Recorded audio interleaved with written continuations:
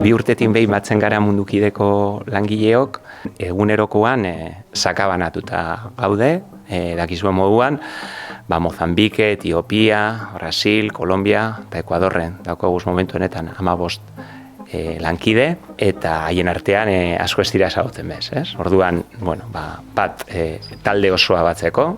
2 urte goiaz batera lanian eta ez gara inoiz aurrez aurre egon, eta ikusteko bai beste Mundukidek balore berdinak edo misio berdina eukita beste herrialde batzutan zela aplika egin dagoen.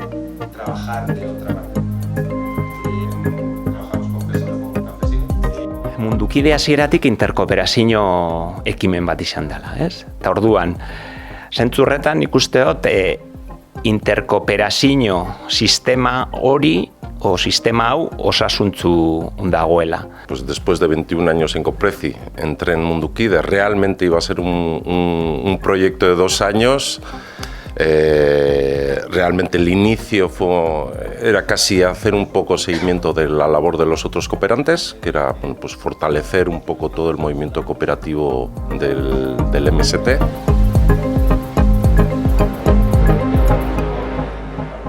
Mozambikeko nekazariei edo Ekuadorreko indigenei edo Brasilgo sinterrai eta Kolonbiako berziklatzaile eskaintzen dotzaguna da laguntza bat haien lanaren bitartez, haien bizimodua eta haien komunidadea eta gizartea eraldatzeko bide bat, laguntza bat. Brasilen lana egin du MST-arekin, dala mugimendu sozial bat, eta eurak gure lana, hemengo kooperatiben importantzia hori asko balora egin dago, oso ondo balorauta gauz. La manera como somos acogidos, los vascos que llaman ellos, ¿no?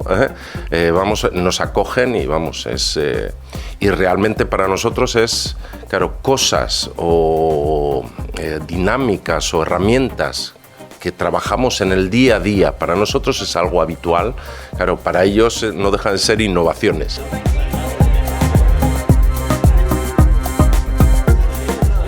Azkenian pertsona konprometituak topatzea, zaila da, baina alike hala eta guztiz ere, Mundukiden badaukagu talde potente bat, konprometitua, eta gogua daukona lanean jarraitzeko. Desde un punto de vista como economista, desde luego, sin cooperativas, desde luego el mundo va a ir peor, eso sin ninguna duda.